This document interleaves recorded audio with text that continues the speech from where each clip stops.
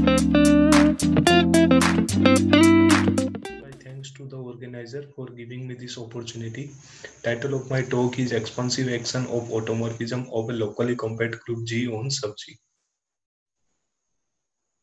This is abstract for the talk. This is joint work with my supervisor, Professor Ritish Shah. Let Xt be a metric space. Let gamma be a group which act on X by homeomorphism. That means there is a group homeomorphism from gamma to homeomorphism of X. The gamma action on X is said to be expansive if there exists a delta greater than equal to 0 for any two distinct point xy in X.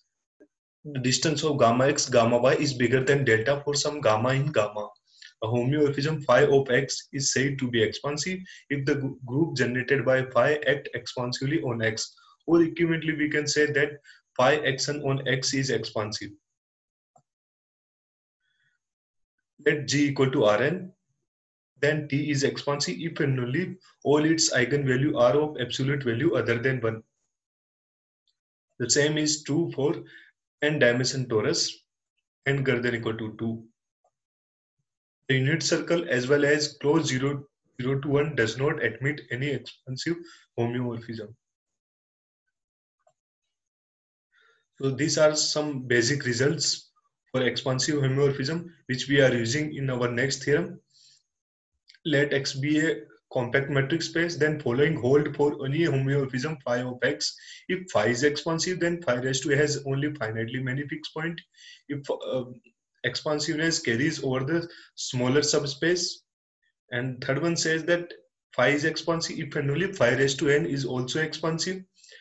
Fourth says that phi is expansive and P and Q belongs to X, then the set of points positively asymptote to P and negatively asymptote to Q is countable. And then next theorem, first one says that expansiveness is topologically conjugacy invariant, and second one says that every finite direct product of expansive homeomorphism is expansive. Let G be a locally compact metrizable group. Let sub G be the set of all closed subgroup of G. A subbasis of Choboty topology on sub G is as follows. The space sub G is always compact and metrizable. So these are some example for sub G. Sub R is homeomorphic to closed 0 to infinity. Sub Z is homeomorphic to 1 by n union 0. And sub R2 is homeomorphic to S4. In general, sub Rn is simply connected to all n in. So there is continuous natural action on sub G. So these are some small lemma which we can easily prove. For infinite locally compact group G, sub G is infinite. In particular, identity action on sub G is not expansive. In lemma 2, expansiveness carries over subspace as well as the quotient space. In lemma 3, phi is a topological group containing continuously let H be a topological group acting continuously on X by homeomorphism. Phi and psi belongs to H be such that they are commute with each other, and psi is contained in a compact subgroup of H. Then phi is expansive if and only phi compose psi is expansive. This is joint work with my supervisor, Professor Ritish Shah. Throughout this talk, G is a non-trivial locally compact metrizable group. Let G be a connected Lie group and T belongs to OG, then T action on sub G is not expansive. So the same statement we are proving for connected Lie group, and then we are proving for compact group, and then we are proving locally compact group, and then we prove for a totally disconnected group. So the idea of proof is this.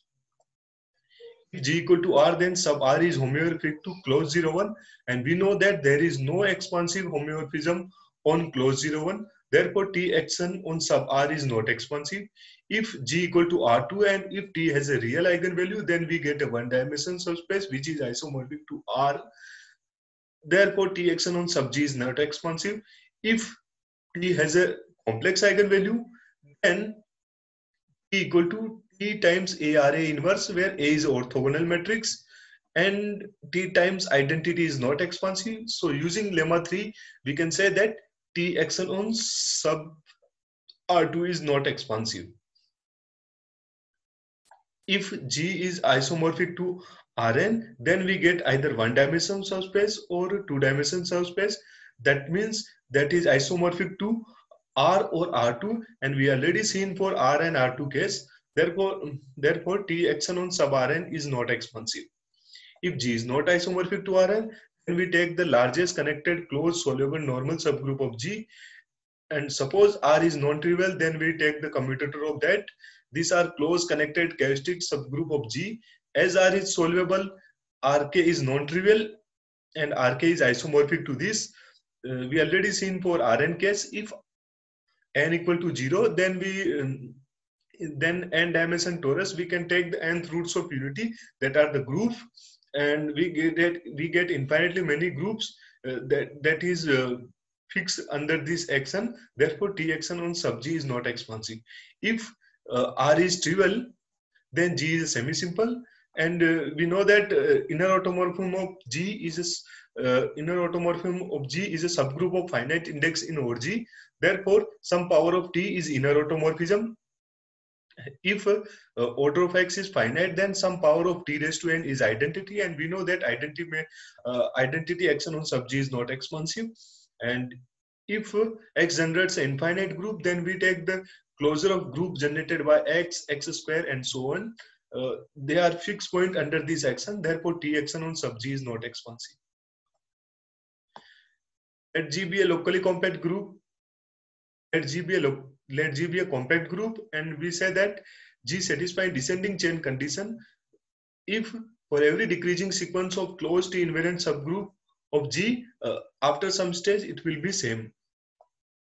So now we're proving the same result for a compact group. So if it is satisfying DCC, then there exists a compact normal T invariant subgroup H of G such that T restrict to H is ergodic and G mod H is Lie group using the Smith hook. If H is trivial, then G is a compact Lie group. G is a compact Lie group, and we take the connected component of that, and we use the theorem 1. Therefore, T action on sub G is not expansive.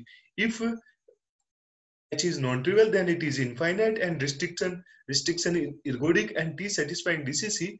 Then Kitchen and Smith book, periodic point of T is dense in H, and periodic point of T is union of Pn, where Pn is n root of T, n periodic point of T, and each Pn is T invariant closed T invariant subgroup of H.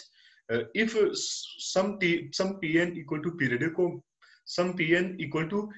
point of T, then T raised to n is identity, and therefore T action on sub G is not expansive. If we get infinitely many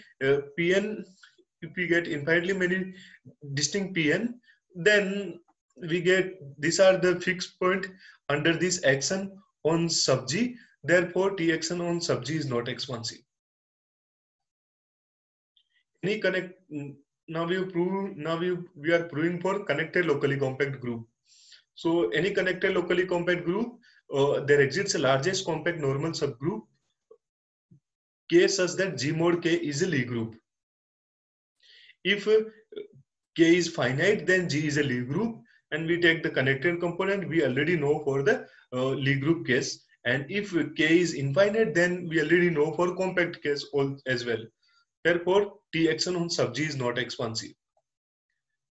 Theorem 3 says that let G be a locally compact group G and T action on sub G is expansive, then G is totally disconnected. So T action on sub G is expansive, then using corollary 1, the connected component of G node is trivial. Therefore, G is totally disconnected. And neighborhood basis of totally disconnected, we can show that T is expansive, and the contraction group of T and T inverse are closed and their product is open, and the M of T is finite. The proposition 1, okay. So T, so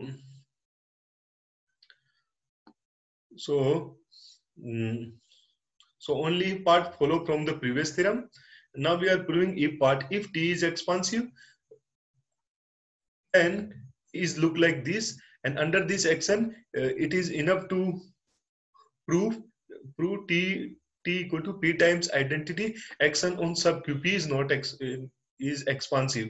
So that we can easily prove.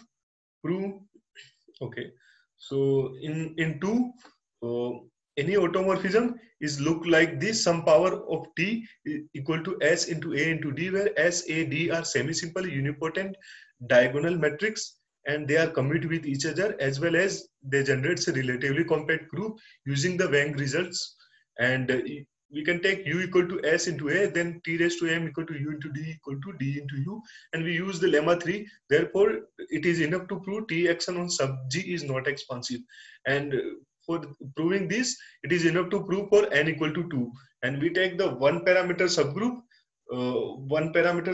and we can find the two closed subgroups, and using that we can prove t action on sub qpn is not expansive. If g equal to this, then t of qpi equal to qpi raised to mi, and g equal to contraction group of t times contraction group of t inverse. Moreover, if t action on sub g is expansive, then power equal to 1. And if g equal to the finite direct product of qpi, then t is expansive if and only if t action on sub g is expansive. This is our last result. Let G be a locally compact group and T is contractive, then T action on sub G is expansive if and only if G equal to finite direct product of QPI. So if part follow from our previous theorem, now here we are proving if part. Suppose T action on sub G is expansive, then using our previous theorem, G is totally disconnected. And if G is totally disconnected and T is contractive, then G equal to T times D, where T and D are, T is a torsion group and D is a group of divisible element in G, and D is direct product of T invariant unipotent periodic Lie group for certain prime. Therefore, that means D equal to this, and each GP is unipotent periodic linear algebraic group that is follow from Glockner and Willis results. These are some notation. F of minus n means that eventually constant sequence on negative side. We first saw that T is a trivial. Suppose it is non-trivial, then it admits a minimal non-trivial closed invariant subgroup, and that is isomorphic to this. And T restricted to T1 is a right shift map using Glockner and Willis result. And as this is right shift, and for any finite group, that orbit converges to identity positive side as well as the negative side, and we know that the finite subgroup in F and node is uncountable. So using the basic result on expansive map, T restricted to T1 is expansive. This lead to a contradiction. Therefore T is trivial and G equal to D. So that D equal to finite direct product of QPI. So GP is T invariant unipotent periodic algebraic group, and restriction is contractive, and that action on sub G is expansive. Therefore, it is enough to show that GP is isomorphic to QP. Now we take Z equal to center of GP, and that is T invariant and that is isomorphic to QP power m. So using our corollary to Z is isomorphic to QP. Suppose QP is not abelian, then we take the Z1 for subgroup Z1 of GP such that Z is contained in Z1 and Z1 mod Z is center of GP mod Z. As Z1 is T invariant unipotent periodic algebraic subgroup of GP, and Z1 mod Z is isomorphic to QP power m. By corollary to Z1 mod Z is isomorphic to QP. Let X belongs to Z1 minus Z. As Z1 is unipotent, then we take the one parameter subgroup, and that Z1 mod Z is isomorphic to QP. So Z1 equal to one parameter subgroup times Z, and it is abelian and it is isomorphic to QP power 2.